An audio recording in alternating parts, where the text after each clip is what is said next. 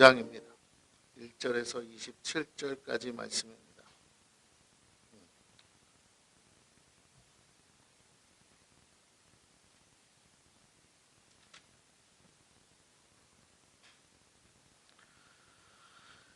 우리 24절 한 절 같이 합독합니다. 24절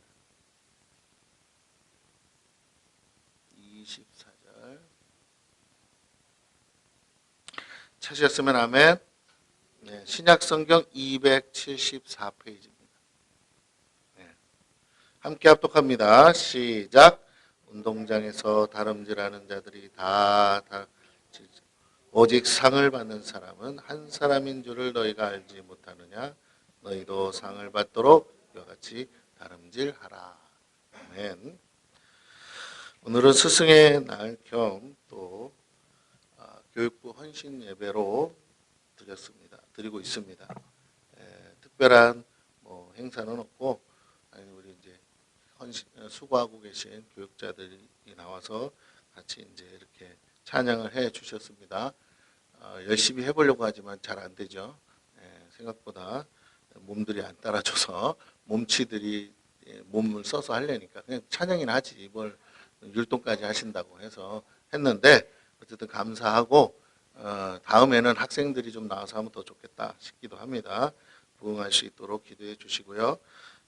가정의 달에 어린이날도 있고 어버이날도 있지만 더불어서 우리가 반드시 또 지키고 가는 것이 스승의 날이 있습니다. 뭐니 해도 가정의 달에 중요한 건 가정 아니겠어요? 그러나 그에 못지않게 중요한 게 무엇인가? 그것은 자녀들이 대부분의 시간이 학교에서 보낸다는 것이죠. 그리고 그 자녀들을 가르치는 선생님들의 역할이 너무나 중요하다라는 것입니다. 그들은 부모만큼이나 학생들과 많은 시간을 보내기 때문에 그래요. 사실은 아이들이 학교 갔다 와서 하는 얘기 대부분이 선생님 얘기예요. 선생님. 자, 학생들, 우리 자녀들은 수많은 선생님들을 만나게 됩니다. 그리고 또 지금 만나고 있어요. 학교에 가면 선생님들이 꽤 많습니다. 그리고 학년마다 또 계속 바뀌죠. 서로 비교하면서 어떤 선생님이 좋은 선생님인지를 각자 생각이니까 주관적이지만 또 친구들끼리 또래들끼리 비교하면서 객관적인 것처럼 평가들을 합니다. 그래서 좋은 선생님에게서 좋은 영향력을 받기도 하지만 그렇지 않은 선생님들로부터도 좋지 않은 영향력을 받는 것 또한 사실입니다. 이것이 우리 자녀들의 장래를 결정하는 계기가 충분히 되기 때문이에요. 왜냐하면 자녀들은 부모를 사랑은 해요. 그러나 그렇게 신뢰하는 자녀는 많지 않습니다. 왜냐하면 부모의 허물을 너무 가까이서 많이 봤기 때문에 그래요. 그런데 선생님은 부모님들처럼 그렇게 사적으로 가까이서 볼 기회가 별로 없어요. 공적인 자리에서만 보게 됩니다. 특히 학생들을 가르치는 위치에서. 당연히 지적으로 학생들보다 월등히 높죠. 특히 우리가 잘 아는 초등학교 선생님들은 사범대를 나오는 거예요.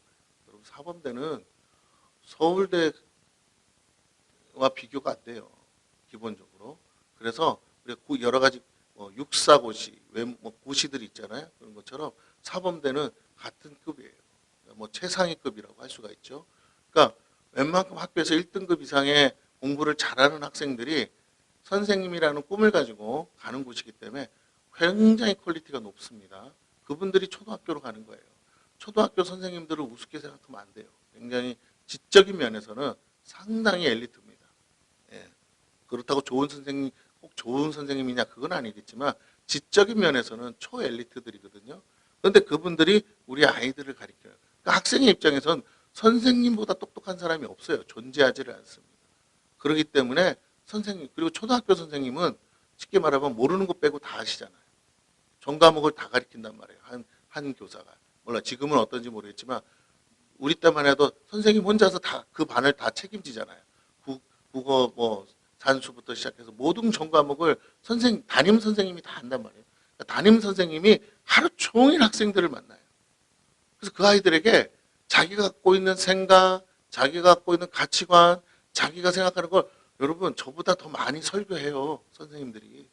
학원 선생님도 얼마나 설교 많이 하는지 아세요? 칠판에다 대고 이거 쓰는 것보다 아이들 훈계하는 게, 훈시하는 게 더 많아요. 그래서 유명한 요즘 뭐지? 100억대 그 강사가 있어요. 여자 강사. 이지영인가? 그 사람 짤로 올라오는 영상 보면 맨날 아이들 가르치잖아요. 그 과목의 진도를 빼는 게 아니라 아이들에게 너희들 이렇게 살아야 된다. 뭐 연애는 어떻게 하라. 뭐 오만 잡다한 지식을 다 가르쳐요. 근데 그거 아세요? 그 선생님이 이상한 종교에 심취해 있는 거. 막 100억대 연봉을 받는 강사인데 그 선생님은 이상한 종교에 심취해 있어요. 하여튼 이단이라고도 할 수가 없어. 완전히 별종이니까. 하여튼 약간 돛 닦는 무슨 종교가 있는데 거기에 심취해 있더라고요. 본인도 인정하고. 그래요.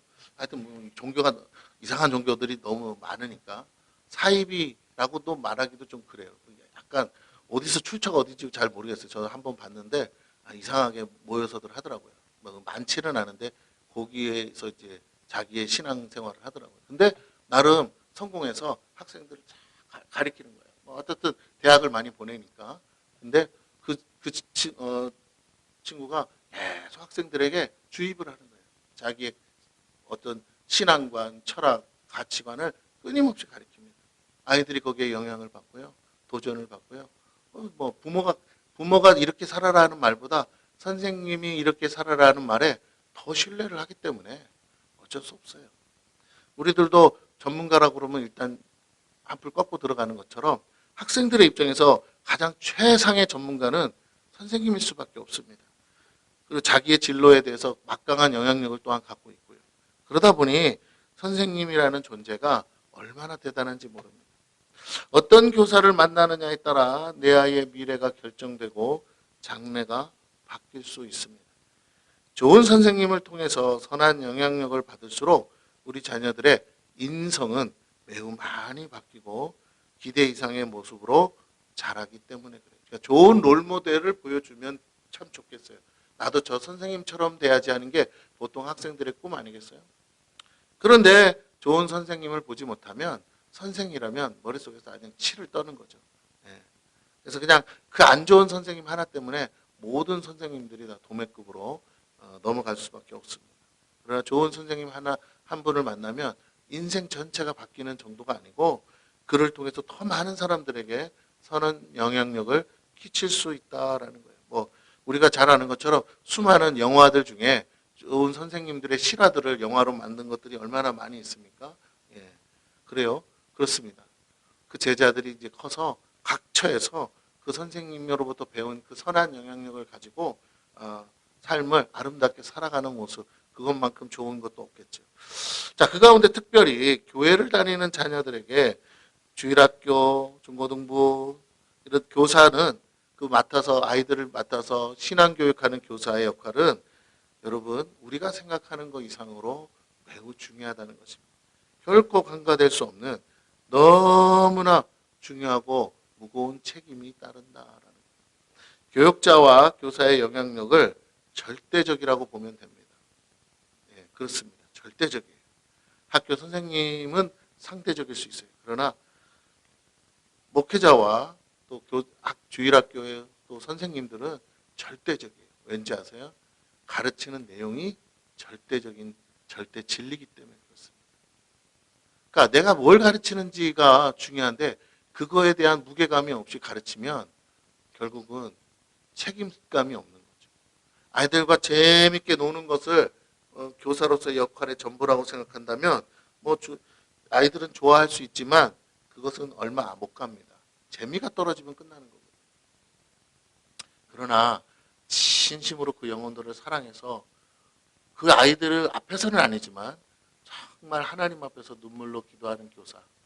하나님은 반드시 그 교사에게 양들의 영혼을 맡기신다는 거죠. 두 번째, 그 선생님의 입술에서 다른 것이 아닌 하나님으로부터 깨달은 진리의 말씀이 증거될 때 여러분 아무것도 아닌 것 같은데 아이들의 마음에 그것이 박히고 그 인생 전체를 확실히 좌지우지할 수 있다는 것입니다.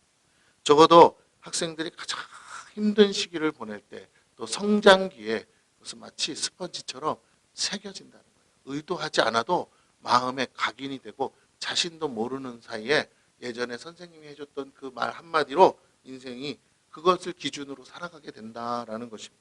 이거 너무 중요합니다. 상처를 줘도 상처가 쉽게 씻겨지지 않고 여러분 그렇게 남아서 끝까지 그것이 역사하는 것처럼 좋은 말씀 하나가 그 인생에 큰 힘이 될 수 있다라는 것이에요. 왜냐하면 진리기 때문에 그렇습니다. 교육자와 교사들이 어떻게 아이를 대하느냐에 따라 그 아이들에게 어떤 영향력을 주느냐가 굉장히 그 단순히 미래만이 아니라 영생의 문제를 다루는 일이기 때문에 그렇다라는 거예요.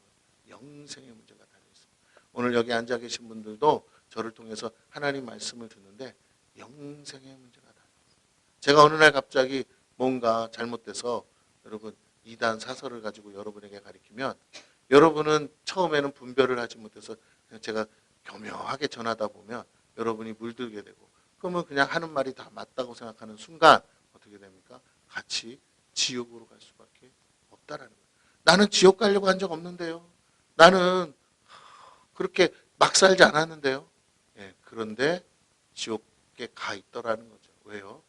잘못된 진리를 가지고 따라갔기 때문에 그렇다는 거예요. 분별하지 않은 것 때문에 결국에는 내 영생에 정말로 모든 영혼의 문제를 내가 망칠 수도 있기 때문에 그렇습니다. 그래서 교회에서 말씀을 맡은 종이나 아이들에게 말씀을 가리키는 교사들은 그 말씀의 무게감을 알아야 돼요. 그렇지 않으면 단순히 사랑으로만 한다. 그거는 좀 무책임한 것이 될 수 있어요. 사랑은 너무 주관적이에요. 내 감정의 영역이에요. 여러분이 목숨 놓고 사랑할 만한 대상이 없기 때문에 그렇습니다. 난 내 자식도 목숨 내놓고 사랑하기가 쉽지 않은데 남의 자식들 데리고 목숨 내놓고 사랑하는 교사 여러분 거의 찾기 어렵다고 봐야 할 겁니다. 그걸 목숨 내놓으세요. 그럼 교사 못합니다. 이렇게 하면 교사할 사람이 누가 있겠어요. 그러니까 교사를 하는 건 사랑으로 하지만 진짜 우리가 생각하는 그런 사랑으로는 못하고요. 우리가 하는 일은 진리를 전하는 게 목적인 줄로 믿습니다. 진리에 대해서 내가 어떤 태도를 갖고 있느냐가 중요합니다. 내가 진리를 진리로 생각하는지 그냥 그때그때 들려오는 상식으로 생각하는지 내 마음대로 이럴 땐 이렇게 하고 저럴 땐 저렇게 하면서 그냥 학생들에게는 이게 말씀이야 이게 진리야 이렇게 가르치고는 있지 않은지 이거 우리가 한번 다시 우리 스스로 점검해 봐야겠습니다. 믿음 안에서 영생을 얻고 얻지 못하는 결정적 계기가 그 말씀에 의해서 믿음으로 결정되기 때문에 그렇습니다. 우리가 너무나 잘 아는 사람 있죠. 유대인을 어마어마하게 학살했던 히틀러. 근데 그는 어려서 주일학교를 다니던 주일학교 학생이거든요. 독일은 국교가 기독교 아닙니까? 그러니까 신앙생활이 철저하게 돼 있어요. 국가 제도 시스템이 그래요. 목회자에게 월급을 주는 유일한 나라예요. 그렇기 때문에 여러분 목사가 되는 게 쉽게 말하면 노후 보장 되는 거예요. 목사 되기 쉽지 않지만 목사 그러면 나라에서 돈이 나와요. 연금처럼. 그러면서 뭐 많은 돈은 아니지만 자기 생계를 유지하는 데 전혀 지장 없어요. 오직 그 영혼들 말씀 전하는 게 집중하라고 국가가 그렇게 해놓은 거예요. 되게 웃기죠. 사회주의 국가가 시스템은 사회주의 시스템이거든요. 근데 국교가 기독교다 보니까 목회자들에게 그렇게 하요. 문제는 이제 목사님들이 우리가 생각하는 그런 목사님들이 아니라 약간 사회주의 사상을 교육받은 목사님들이다 보니까 조금 말씀이 약간 문제성이 있는 부분도 없다나 있다고 생각합니다. 하지만 어쨌든 그런 히틀러 시대 안에도 그래도 나름 목사님들 좋은 목사님들이 많았어요. 그런데 그때도 그 문제도 있었지만 자유주의 신앙이 한참 유행할 때니까. 근데 주일학교를 갔는데 뭐 목회자의 문제가 아니라 주일학교 선생님이 히틀러에 대해서 상처를 준 거죠. 그러니까 이 친구가 어떻게 해요? 상처받고 다음부터 교회를 나가지 않았어요. 그리고 그 상처가 계속 남아서 결국에는 유대인을 학살하는 게르만 민족이 최고의 민족성이다. 유대인은 아니다. 그러니까 유대인도 굉장히 뛰어나잖아요. 그런데 게르만 민족이 최상위여야 되기 때문에 우리와 견주어서 뛰어난 민족이라고 자처하는 저 유대인을 어떻게 해야 돼요? 학살시켜야 돼요. 그런 발상을 한 거예요. 이게 왜요? 상처로 인한 발상이죠. 그래서 세계적 악마가 될 수밖에 없었다라는 것입니다. 반대로 정말 천의 고와 같이 가난하고 어렵게 자란 학생이 하나 있는데 어려서 어느 날 목사님 한 분을 통해서 예수를 믿고 신앙 교육을 받은 사람이 있어요. 그게 누구냐면 D.L. 무디라는 목사님. 이번에 어려서부터 그렇게 교회 가서 목사님으로부터 신앙 교육을 제자 훈련을 받은 거예요. 그리고 그가 변화돼서 목회자가 됐어요. 그런데 놀라운 건 이 D.L. 무디 목사님이 결국 세계적인 부흥사가 돼서 수많은 하나님의 제자들, 하나님의 사람들을 배출하는 통로가 되었다라는 것입니다. D.L. 무디 목사님을 통해서 미국의 근대 사회에 어마어마한 부흥이 일어났거든요. 그리고 그 D.L. 무디 목사님의 설교를 듣고 은혜 받아서 온 선교사들이 아펜젤러 그리고 언더우드 이분들이 다 D.L. 무디 목사님 설교 듣고 감동받아서 우리도 선교하자 그래서 온 거거든요. 그 모임의 첫 번째 모임은 뭐예요? 건초더미 기도 모임이다. 그 모임이 바로 D.L. 무디 목사님에게서 부흥에 참석했다가 성령의 불을 받고 은혜를 받은 청년들이 모여서 우리가 이러면 안 된다 해서 그 밭에 논밭에 건초더미 속에 들어가서 매일같이 모여서 선교를 위해서 기도했다는 거 아니겠습니까? 세계적인 부흥의 불씨가 되었다라는 거죠.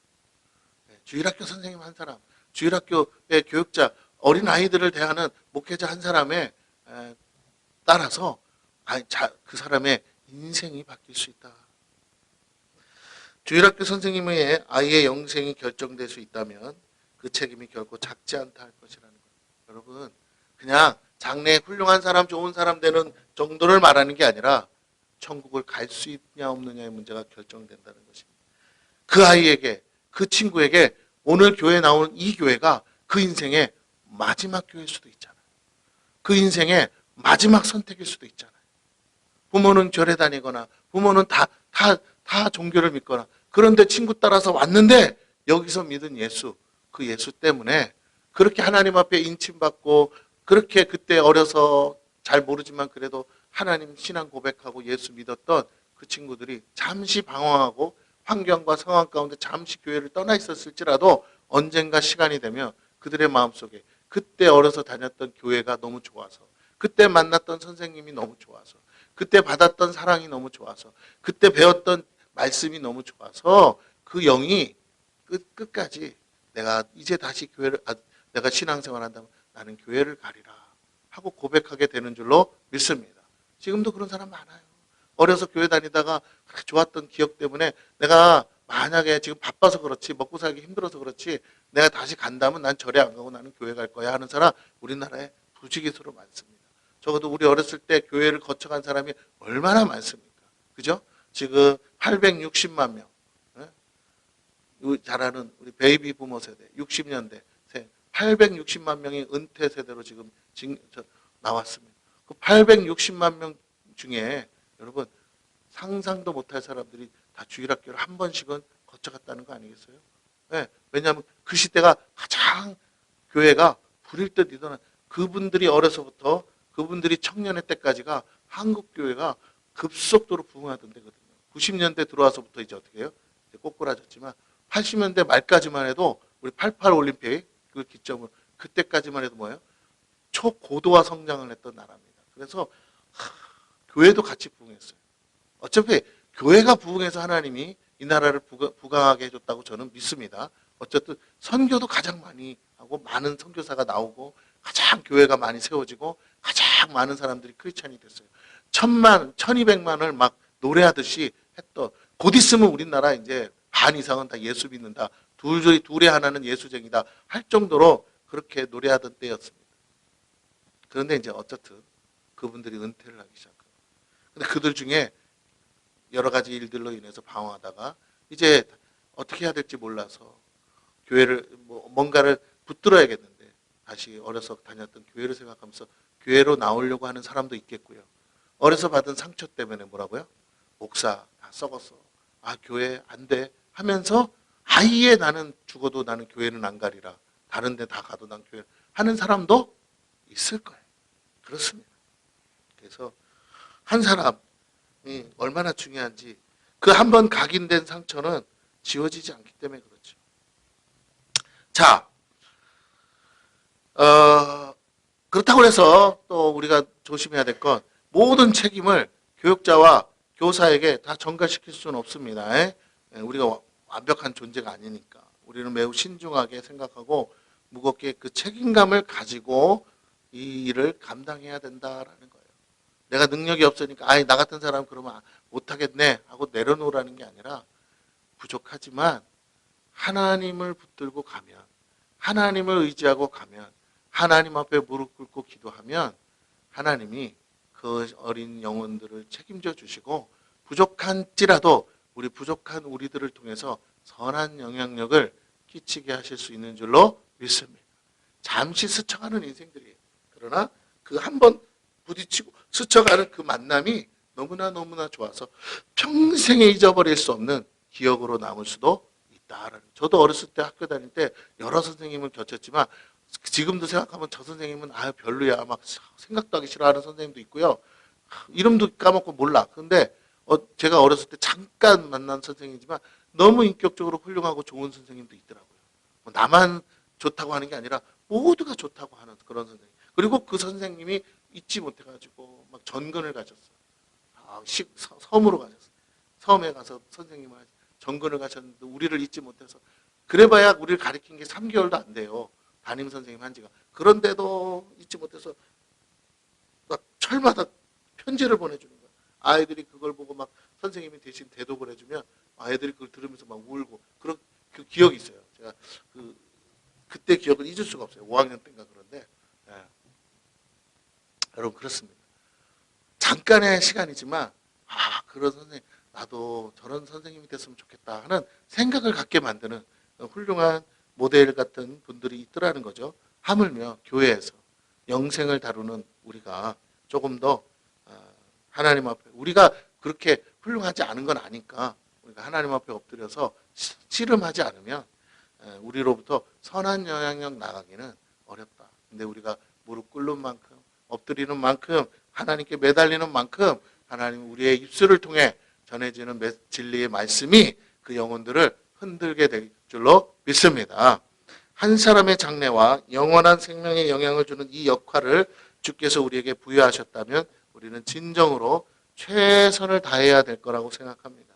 가능한 우리를 통해 그들에게 예수 그리스도를 전하고 가르치고 닮아가도록 선한 영향력을 끼쳐야 합니다. 그러기 위해서 한 사람을 진정으로 사랑하고 영혼을 위해 눈물로 기도하는 중보자가 먼저 돼야겠죠. 능력 있는 사람보다 중보자가 되는 게 중요합니다. 부모가 자식을 선생한테 맡길 때는 부모 같은 마음으로 해달라는 말이 아니겠어요. 나는 선생님처럼 가르칠 재주는 없는데 그러나 내 자식처럼 가르쳐 주십시오라는 거니까 선생님도 능력은 선생님이 갖고 있는 거고 기왕이면 마음도 내 자식을 가르치는 마음으로 가르쳐야 될 줄로 믿습니다. 그럼요.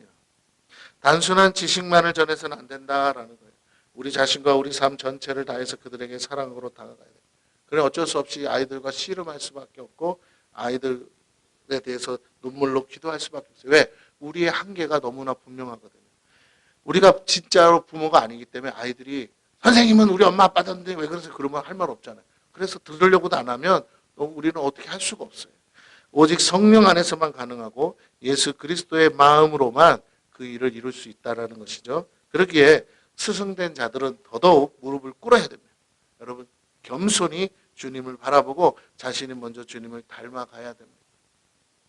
해주세요가 아니고 하나님 부족합니다. 도와주시고 하나님 연약합니다. 붙들어 주시고 하나님 내가 하면 얼마나 합니까? 나도 별 볼 일 없는데 하나님 도와주세요. 내 입술에서 나가는 말씀만은 진리 아닙니까? 나는 부족하지만 이 말씀만 온전히 새겨지게 도와달라고 기도해야 될 줄로 믿습니다. 그러면 자꾸만 내 힘으로 하면 안 돼요. 가장 중요한 건 그렇게 영혼들을 가르치는 일을 맡은 자들에게 주시는 상이 있다는 걸 깨달으십시오. 상 받기를 바라며 최선을 다해야 됩니다. 아이고 구원받았는데 뭐 상까지 바랍니까? 그거는 하나님의 생각과 다른 거예요. 상을 바라지 않는다는 말은 대충 해도 되는 거 아니에요? 난 책임지기 싫어요. 이런 말이에요. 그럼 책임지지 않겠다는 사람한테 일을 왜 주며 최선을 다하지 않는 사람한테 왜 상을 주겠습니까? 상을 준다는 말은 상을 줘서 주기 때문에 일하라는 게 아니라 상을 줄 만큼 열심을 다해달라는 말 아니겠어요? 할렐루야. 내가 당신에게 상을 줄 만큼 당신이 정말 최선을 다해주기를 바랍니다. 하나님이 우리에게 그렇게 말씀하시는 거예요. 오늘 너 대충 살다 오지 말고 내가 너에게 상을 줄 만큼 너 최선을 다해서 살다 오기를 바란다. 내 일을 대신 하는데 내가 너에게 상을 주고 싶어 미칠 만큼 너 내 마음에 들게 일해줬으면 좋겠다라는 거 아니겠어요? 상 받기를 위해 달려가지 않고 대충 경기에 임하는 선수를 아무도 박수 쳐주지 않을 거예요. 능력이 분명히 있는데 뛰면 우승할 수 있는데 설렁설렁설렁 한다. 여러분 어떤 사람들이 그 선수를 좋아하겠습니까? 다시는 경기장에 세우지도 않을 거예요. 그런 교사에게 자녀를 맡길 부모는 어디에도 없을 거 아니겠습니까? 우리 자녀라고 생각하고 동일한 마음으로 최선을 다해야 돼요. 포기할 수 없는 문제라 이 말이죠. 오직 우리 주님이 그 마음을 알아주시고 예비하신 은혜와 축복을 주실 것이고 하늘의 상을 우리에게 주실 겁니다. 더 나아가 한 영혼이 자라서 마침내 하나님을 닮은 사람이 돼서 하나님께 영광 돌리는 일을 한다면 얼마나 보람되고 영광스러운 일 아니겠느냐라는. 여러분 선생에게서 가장 큰 상은 뭐냐면 나중에 제자들이 커서 다시 그 선생님을 기억하고 찾아오는 거예요. 할렐루야. 옛날에 그런 거 있죠. 그 뭐 있지? 사랑에 뭐 있었잖아요. 이렇게 뭐 옛날 뭐 친구도 찾고 선생님도 찾는데 주로 제일 뭘 많이 찾아요? 네, 선생님을 많이 찾잖아요. 초등학교 때 선생님. 신기하잖아요. 다른 중학교, 고등학교 때도 있는데 제일 언제 많이 찾는다고요? 초등학교 선생님을 제일 많이 찾아요. 초등학교 때가 중요해요. 그렇습니다. 예, 그래요. 중학교 때 연애한 친구 찾기 쉽지 않아요.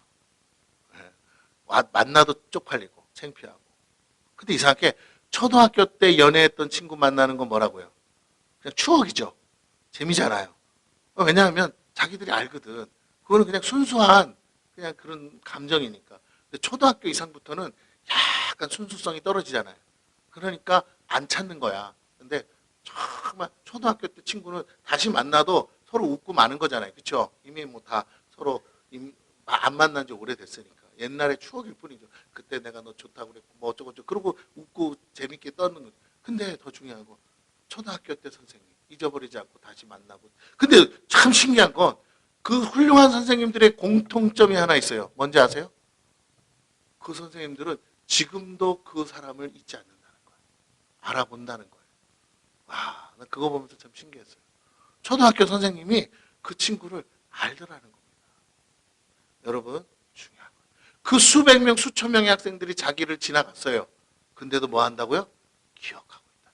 훌륭한 선생님들의 특징은요, 제자들을 기억하고 있다. 오늘 저와 여러분이 해야 될 일은 가장 먼저는 기억하는 일인 줄로 믿습니다. 제자들을 가르칠 때 그 아이에 대해서 뭐 진리를 전하는 것도 중요해요. 근데 일단은 관심을 갖고 기억해야 돼요.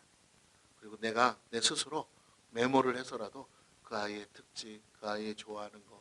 우리가 자녀들한테도 그렇게 안 할 때도 많아요. 근데 우리 맡겨진 영혼들을 위해서 관심을 갖고 얘가 저번에 뭐 좋다고 그랬지. 얘는 뭘 좋아한다고 그랬지. 뭘 싫어한다고 그랬지. 그냥 관심. 그리고 기억하고 어느 날 딱 기억해서 얘기해주면 애들은 감동을 받는 거예요. 야, 그때부터는 선생님이 뭐라고요? 파투로 매주를 쓴다고 그래도 다 믿는 겁니다. 그때부터.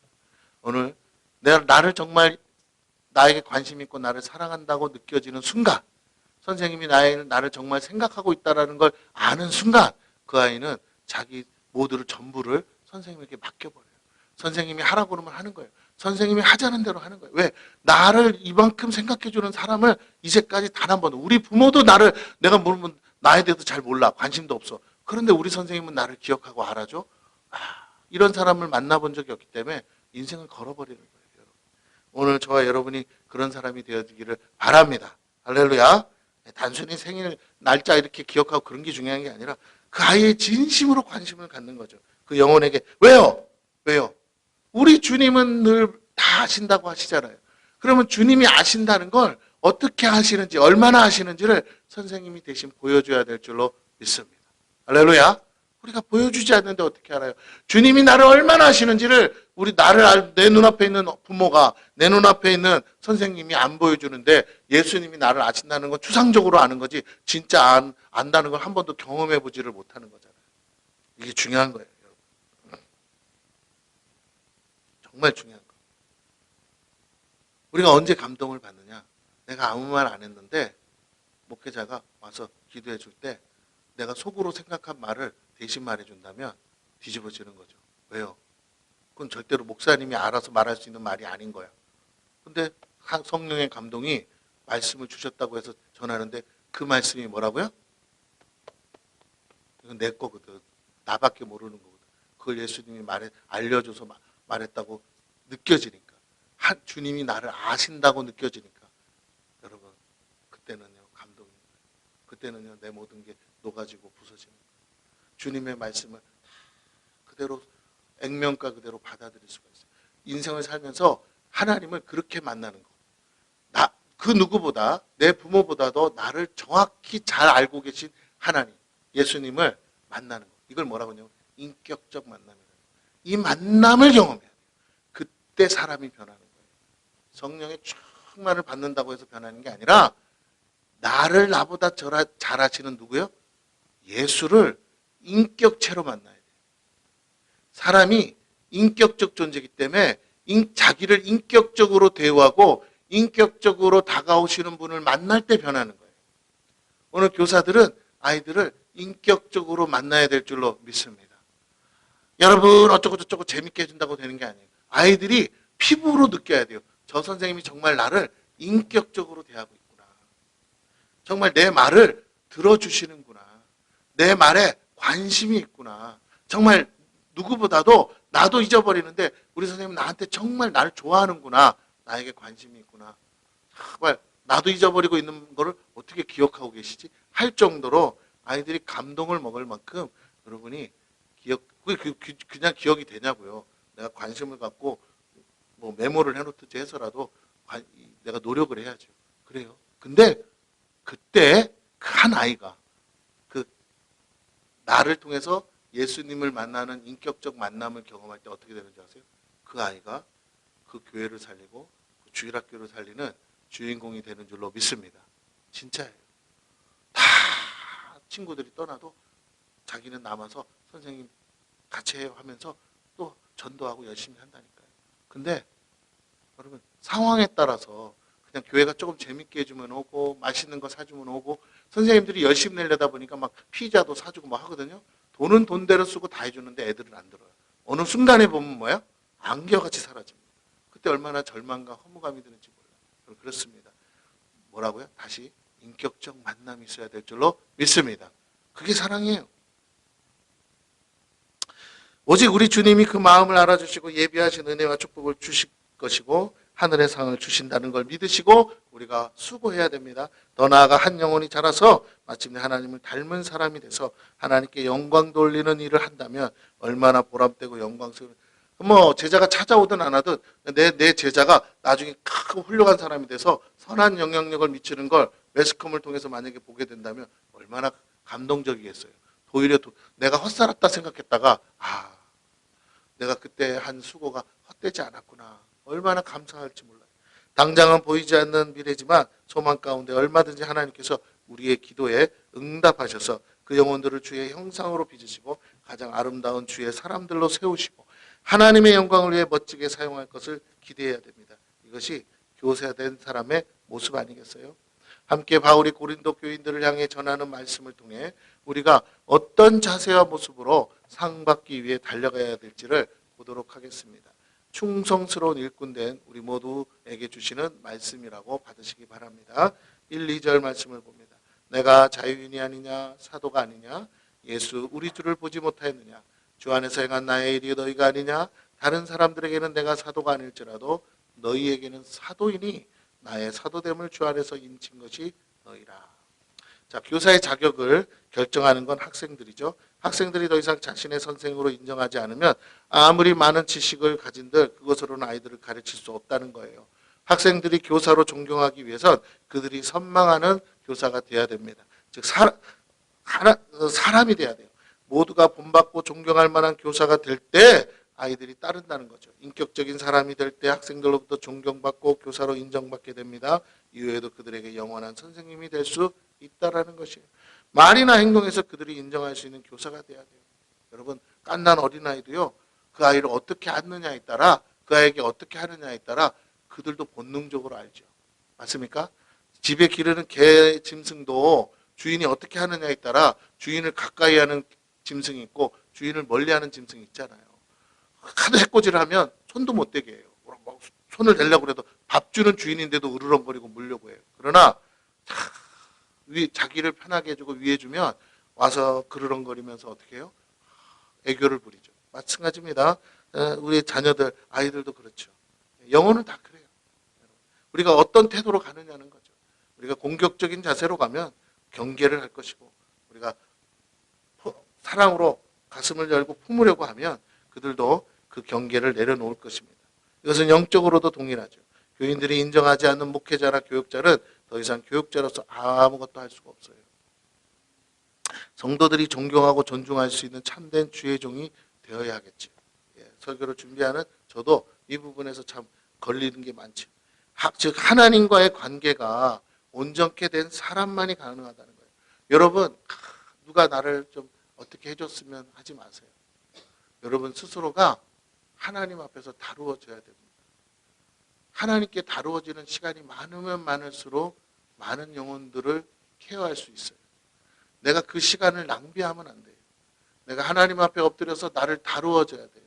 내 안에 있는 상처가 뿌리 뽑혀야 되고 내 쓴뿌리가 나가야 되고 내 안에 있는 고쳐지지 않는 것들이 다 하나님 안에서 다루어져야 되고 내 안에 있는 고집과 아집과 그런 것들이 다 깨어지고 부서지는 시간을 하나님 앞에서 경험해야 됩니다. 그런데 교만하고 정말 지혜롭지 못한 사람의 특징이 뭐냐면 하나님 앞에 엎드려서 해결하지 않고 어떻게 한다고요?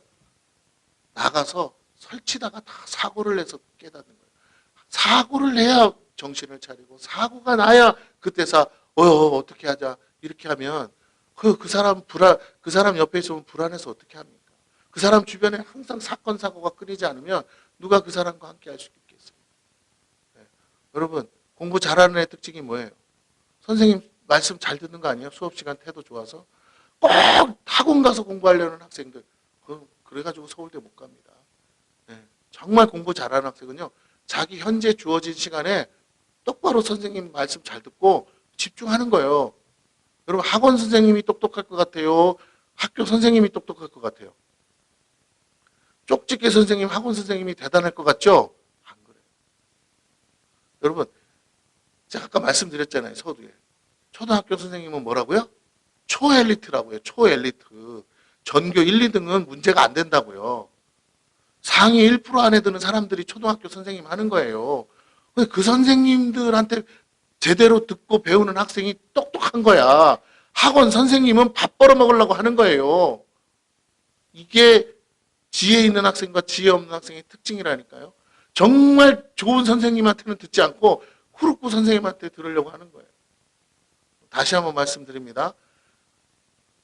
그냥 점수나 올리는 어떻게 하면 잘 찍는가 그런 거 가르쳐주는 선생님 말고 정말 FM으로 제대로 가르쳐주는 선생님, 뭐가 앞뒤가 어떻게 돌아가는지 알고 정말 하나의 차근차근, 물론 인격은 다른 문제죠. 인격은 학원 선생님이 더 좋을 수 있어요. 그러나 어쨌든 여러분 초엘리트 선생님은 학교 선생님. 우리가 신앙생활도 마찬가지입니다. 여러분이 정말 바르게 하는 훈련이 돼야 될 줄로 믿습니다. 할렐루야. 예, 그래야 하나님이 기뻐하세요. 아무리 많은 영적 체험과 지식 그리고 능력이 있어도 하나님 앞에서 다뤄지지 않으면요 자꾸 그 안에서 독이 올라오고 쓴뿌리가 올라와서 하나님의 일에 거치는 돌이 됩니다. 성도들이 받아들이지 않고 인정하지 않는다면 더 이상 그들의 목자나 목사가 될 수 없지 않겠습니까?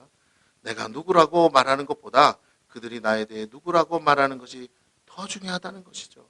바울은 그렇게 말하고 있습니다. 바울의 사도권, 그건 성도들이 준 게 아니죠. 예수님이 임명한 거예요. 그렇지만 고린도 교회에서 바울이 사도로서의 역할을 감당하려면 고린도 교인들이 뭐라고요? 목사님이라고, 사도라고 뭐예요? 인정해 줘야 된다는 거예요. 그것을 지금 오늘 말하고 있습니다. 바울의 사도권에 대해 의심하고 도전하는 자들에게 바울은 자신의 사도권의 증거가 다름 아닌 고린도 교인들임을 말하고 있어요. 너희가 그것을 증명해야 되지 않느냐라고 말하는 거예요. 즉 그들이 바울의 제자들 아니냐는 것입니다. 그러기에 선생된 바울을 그들이 인정하지 않으면 더 이상 그들의 목자가 될 수 없는 것이에요. 그래서 바울이 스스로를 변호하는 것입니다. 내가 어떻게 너희들에게서 사도일 수밖에 없는지를, 나 같은 사도 있으면 나오라 이렇게 말하고 있습니다. 뭐라고 하는지 볼까요? 3절부터 7절까지 봅니다. 나를 비판하는 자들에게 변명할 것이 이것이니 우리가 먹고 마실 권리가 없겠느냐? 우리가 다른 사도들과 주의 형제들과 게바와 같이 믿음의 자매된 아내를 데리고 다닐 권리가 없겠느냐? 어찌 나와 바나바만 일하지 아니할 권리가 없겠느냐? 누가 자기 비용으로 군 복무를 하겠느냐? 누가 포도를 심고 그 열매를 먹지 않겠느냐? 누가 양떼를 그리고 그 양떼의 젖을 먹지 않겠느냐? 여러분, 목회자는 교회의 공인 아닙니까? 그렇죠? 공직이잖아요. 예? 네. 세상에서 공무원이 있듯이 세상의 공무원은 뭐예요? 국민이 낸 세금 가지고 사는 거잖아요. 똑같이 교회 성직자는, 교직원은 뭐예요? 교회에서 나오는 헌금 가지고 사는 거예요. 이게 정상이에요. 이게 질서예요. 이게 하나님이 정하신 원칙이에요. 그런데도 불구하고라는 거죠. 바울에게 동일한 사도권이 있다는 건 그가 성도들의 연보로 생활할 권리가 있다는 뜻입니다. 충분히 그런 권리가 그에게도 있었습니다. 하지만 고린도 교인들은 그가 그것을 권리로 주장하는 것을 한 번도 본 적이 없다는 거예요. 왜냐하면 그는 그 권리를 사용하지 않았기 때문입니다. 그가 한 일로 보아도 그에겐 충분히 그런 권리가 있고 정당성이 있어요. 더 나아가 고린도 교회가 세워진 것이 바울에 의한 것이기 때문에 더더욱 바울은 그들에게 얼마든지 사도로서뿐 아니라 그들의 선생으로서 그들에게 마땅한 권리를 요구할 수 있다라는 것이죠. 하지만 바울이 그렇게 하지 않는 이유는 그들을 사랑하고 그 영혼들을 한 사람이 그 영혼들을 한 사람이라도 더 얻기 위해서 그 권리를 쓰지 않았다라는 겁니다. 그는 자신의 권리를 다 쓰지 않고 오직 영혼 구원을 위해 스스로 그것을 내려놓았습니다. 고린도 교회와 성도들은 그것을 너무나 잘 알고 있어요. 그가 다른 사도들과 다른 이유가 여기에 있다는 것이죠. 그는 단순한 선생이 아니라 아비의 마음으로 그들을 영적으로 해산의 수고를 통해 낳았다는 것이에요. 그들에게 어떤 짐도 지우지 않기 위해서 스스로가 그 짐을 졌다라고 말하고 있습니다. 8절에서 10절입니다. 내가 사람의 예대로 이것을 말하느냐? 율법도 이것을 말하지 아니하느냐? 모세의 율법의 곡식을 받더는 소에게 망을 씌우지 말라 기록하였으니 하나님께서 어찌 소들을 위하여 염려하심이냐? 오로지 우리를 위하여 말씀하심이 아니냐? 과연 우리를 위하여 기록된 것이니 밭 가는 자는 소망을 가지고 갈며 곡식 떠는 자는 함께 얻을 소망을 가지고 떠는 것이라. 예, 말씀을 가지고 바울이 이제 증명을 합니다. 일하는 자에게 싹은 당연한 권리요 몫입니다. 하나님도 그렇게 사도들을 부르시고 세우셨어요. 하나님이 책임지신다고 하셨기 때문에 하는 것이죠. 사도들을 책임질 의무가 또한 어디에 있습니까? 교회와 교인들에게 있어요. 얼마든지 교회의 연보로 구제뿐 아니라 사도들의 생계를 책임질 의무가 있습니다. 그건 지금도 마찬가지예요. 하나님은 한낱 미물들을 통해서도 그것을 증명하셨습니다. 그 소망이 모든 일하는 자들에게 당연한 권리를 주장할 근거가 되기 때문이에요. 그러기에 고린도 교회는 사도 바울에게 충분한 사례를 하는 것이 마땅합니다.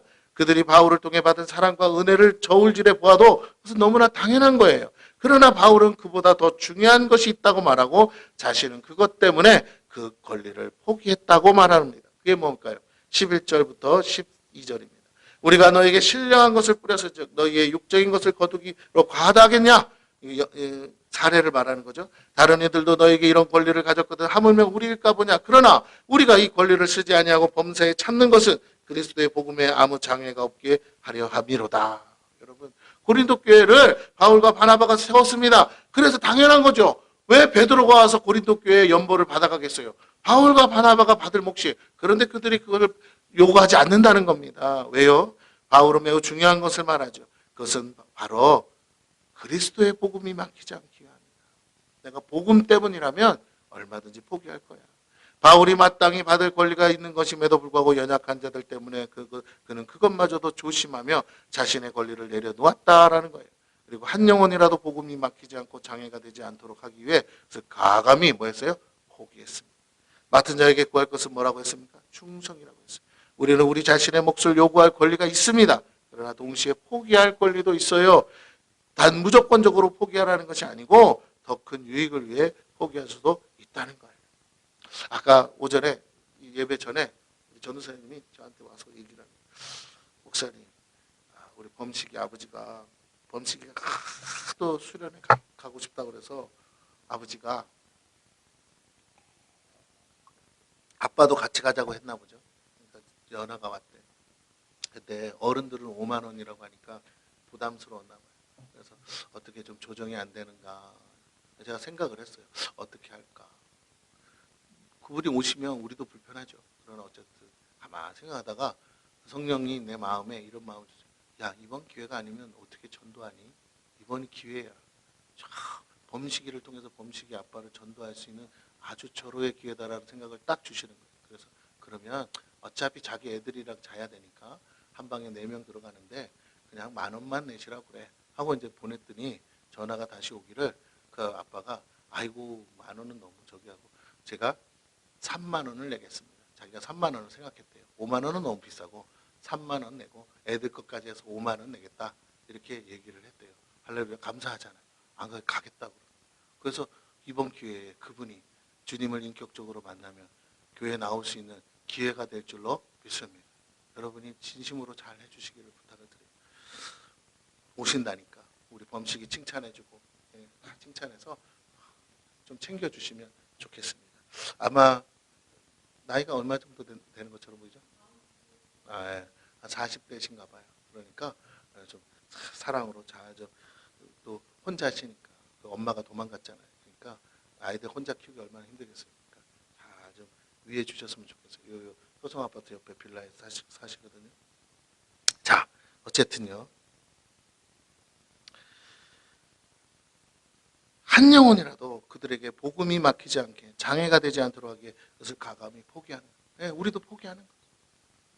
5만 원 받아야 운영이 되는데 그래요. 10,000원만 내시라고 그래. 애들도 10,000원만 내는데 그냥 그렇게 밥값은 받아야 돼. 그것까지는 양보가 안 돼. 했는데 어쨌든 당신이 3만 원 내고 오신다니까 너무 감사하잖아요. 자기 애들 다 데리고 오는 건데. 자, 맡은 자에게 구할 것. 우리는 충성입니다. 우리 자신의 몫을 요구할 권리가 있을 수 있지만 동시에 포기할 권리도 있어요. 때로는 포기해야라는 거죠. 무조건적으로 포기하라는 것은 아닙니다. 더 큰 유익을 위해 포기할 수도 있다는 뜻이에요. 영혼을 얻고 복음이 온전히 증거되기 위해 때로는 우리 자신의 권리와 몫을 포기해야 됩니다. 즉 우리가 희생하고 헌신해야 된다라는 거예요. 이번에 김창국 선교사님이 왔을 때도 그 얘기를 하는 거예요. 하루 1시간 일당이 800원밖에 안 되는 애들 커피 한 잔은 2-3천 원인데 그 아이들 어떻게 합니까? 도와줘야죠. 그들에게 한 달에 5만 원씩 준대요. 그러면 자기네가 그거 가지고 뭐 하느냐? 전도한다는 거예요. 애들 불러서 친한 친구 불러서 커피 사주면서 그 사랑방에 있는 아이들한테 5만 원씩 지원한다는 거예요. 네, 그렇습니다. 여러분. 근데 그 지원이 끊어지니까 안타까워서 그 애들이 다 여기 사랑방에서 나가버리면 어떻게 케어가 안 되니까. 그래서 안타까운 마음, 말은 못하겠고 필요는 하고 우리 교회 형편은 농구보다 잘 알잖아요. 왔다 가봤으니까. 그때도 두드려도 열리는 곳이 없으니까 와서 막 나를 보고 막 어떻게 말을 못해요. 빙빙빙빙빙 돌기만 하는 거예요. 할 말이 있는 건 알겠는데 내가 그냥 눈치가 빠르니까 다짜고짜 물어서 아이고 다른 소리는 하지 말고 할 말 있구만 하면서 내가 그냥 다이렉트로 물었어요. 아이고 성교하기 힘들고 어쩌고저쩌고. 그래 우리가 만약에 내가 돌려서 얘기했죠. 우리가 만약에 거기 가면 뭐 원하는 게 뭐예요? 필요한 게 뭐예요? 그랬더니 이제 그때서 얘기하더라고요. 선교 단체에서 오면 청년들이 오면 훈련시켜서 다음에 베트남에 선교사가 오도록 이렇게 하는 걸 주로 한대요. 그러나 어른들이 오면 교인들이 오면 교회에서 오면 뭐하냐 재정 지원을 많이 요구한대요. 네, 돈이 있어야 애들 먹이고 모을 수 있으니까 가난한 나라니까 그래요. 그렇습니다. 그 얘기를 하는 거예요. 그분도 돌려서 얘기하는 거지. 내가 돌려서 얘기하니까. 그래서 아이고 그럼 돈 필요하다는 얘기네. 돈 혹시 돈 문제 없어요? 사랑방 뭐 있다는데. 그랬더니 그제사 사랑방의 재정이 끊어지게 됐다, 어렵다. 그래서 내가 전화를 몇 돌리다가 다 안 됐는데, 그래서 다시 해서 어쨌든 이번에 잘 우리가 이제 할 수 있게 됐습니다. 중요한 건요, 저와 여러분이 우리가 가진 것들을 포기할 때 하나님이 길을 여시게 될 줄로 믿습니다. 한 영혼을 더 얻기 위해서 우리는 그 몫을 포기해야 돼요. 이것이 사랑이에요. 교육자와 교사가 마땅히 보여야 될 모범과 충성된 모습은 자신에게 맡겨진 영혼들을 위해 자기 자신을 포기하는 거죠. 그들을 위해 진정 사랑으로 섬기는 모습입니다. 한 영혼도 실족하지 않게 위한 수고와 노력을 말하고 있지요. 13절에서 16절까지 봅니다. 성전의 일을 하는 이들은 성전에서 나는 것을 먹으며 제단에서 섬기는 이들은 제단과 함께 나누는 것을 너희가 알지 못하느냐? 이와 같이 주께서도 복음 전하는 자들이 복음으로 말미암아 살리라 명하셨느니라. 그러나 내가 이것을 하나도 쓰지 아니하였고 또 이 말을 쓰는 것은 내게 이기같이 하여 달라는 것이 아니라 내가 차라리 죽을지언정, 굶어 죽을지언정 이런 뜻이에요. 누구든지 내 자랑하는 것을 헛된 대로 돌리지 못하게 하리라. 내가 복음을 전할지라도 자랑할 것이 없으면 내가 부득불할 일이며 너희가 나에게 연보를 주기 때문에 하는 게 아니다 이 소리예요. 만일 복음을 전하지 않으면 도리어 내가 화가 있을 것이로다. 이건 내 사명이야. 그래서 그러는 거야. 그러니까 너희들한테 굳이 내가 나 도와달라고 말 안 할 거야 라고 하는 거죠. 분명 주님의 명령에 당연하고 마땅한 권리지만 그럼에도 불구하고 그가 그것을 요구하지 않은 이유는 그의 자랑이 그런 것에 있지 않기 때문입니다. 그가 전하는 복음은 무엇을 얻고 받기 위한 것이 아니라 마땅히 전할 의무요 동시에 전하지 않으면 안 될 사명이라는 것이에요. 그렇지 않으면 도리어 자신에게 화가 있을 것을 믿기 때문입니다. 자신이 받은 은혜가 얼마나 크고 갚을 길 없는 사랑인지를 알기에 그는 평생을 몸바쳐 닳도록 주를 위해 쓰임받기를 원했다는 거예요. 우리 교육자들이라서 노래하고 율동으로 찬양하지만 그것도 귀한 일이죠. 그러나 그것 때문에 교사 되는 건 아니죠. 정말 여러분이 이 앞에 데리고 나와야 될 거는 여러분의 찬송이 아니라 여러분을 대신해서 찬양할 영혼들인 줄로 믿습니다. 할렐루야. 그에게 싹쓸 주기에 일하는 것이 아니라는 거예요. 그는 주의 은혜가 너무 커서 조금이라도 갚기에 일하며 그것이 사명이기 때문에 전하지 않을 수 없습니다. 하나님이 비록 자신에게 아무것도 해주지 않아도 그가 이미 받은 영생의 축복은 그런 것과는 비교될 수 없다는 것이죠. 우리는 우리의 권리를 다 쓰기 위해서 교회에 일하는 것이 아닙니다. 우리의 모든 권리를 내려놓고라도 주를 위해 일하고 영혼을 얻기 위해 수고하는 것이다라는 거예요.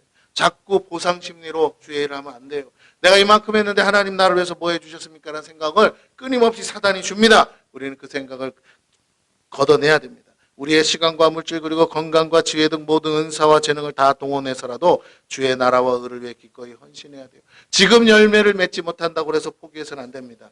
그것이 선생되기 이전에 주의 제자된 우리의 마땅한 모습이요 충성된 자의 태도이기 때문에 그래요. 계산하며 일하지 말라는 겁니다. 진정으로 감사해서 더 일하지 못한 것을 부끄러워해야 한다는 거죠.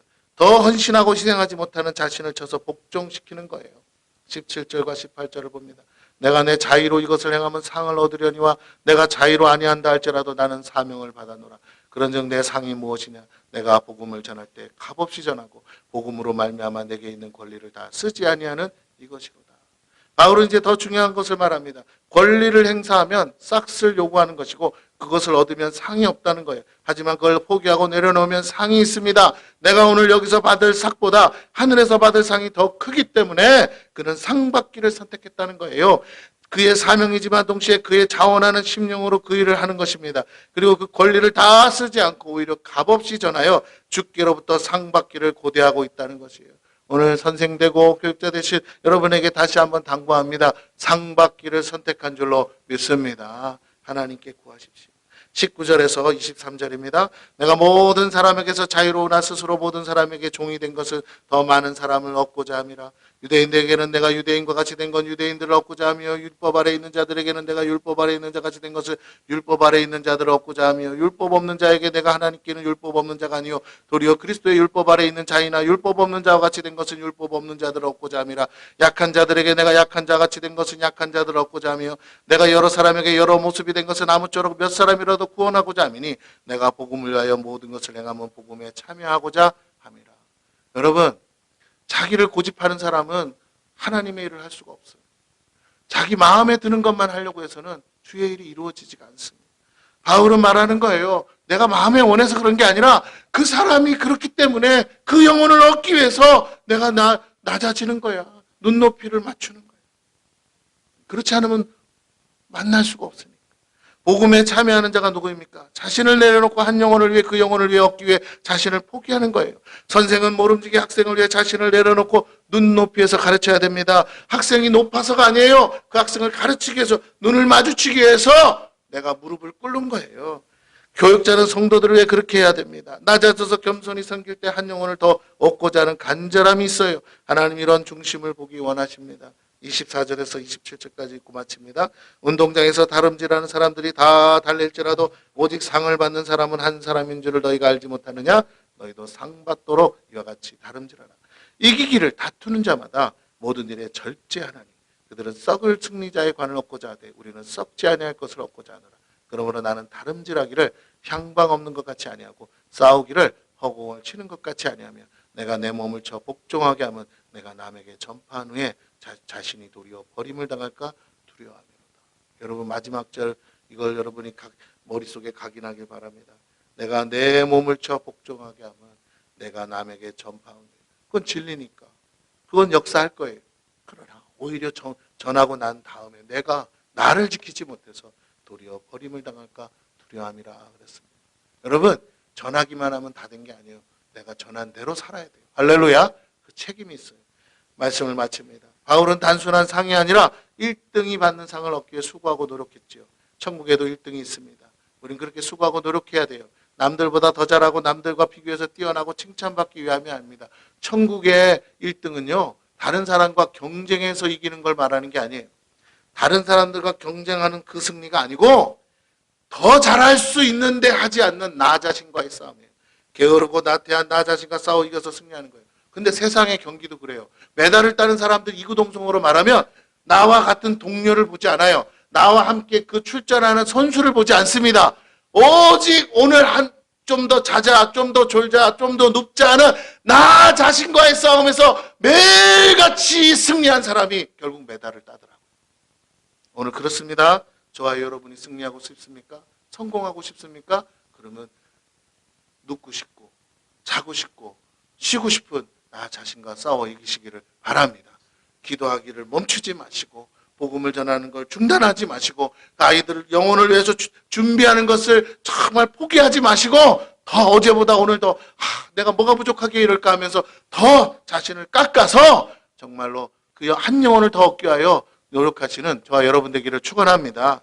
영혼을 얻기 위해 복음이 막히지 않고 전해지기 위해 자신을 내려놓고 포기하며 자신의 권리를 다 쓰지 않고 오직 주의 나라와 의를 위해 자신을 헌신하고 희생하는 자가 되도록 날마다 자신을 채찍질하는 것을 말합니다. 아무렇게나 싸우는 자처럼 허공을 치는 것이 아닙니다.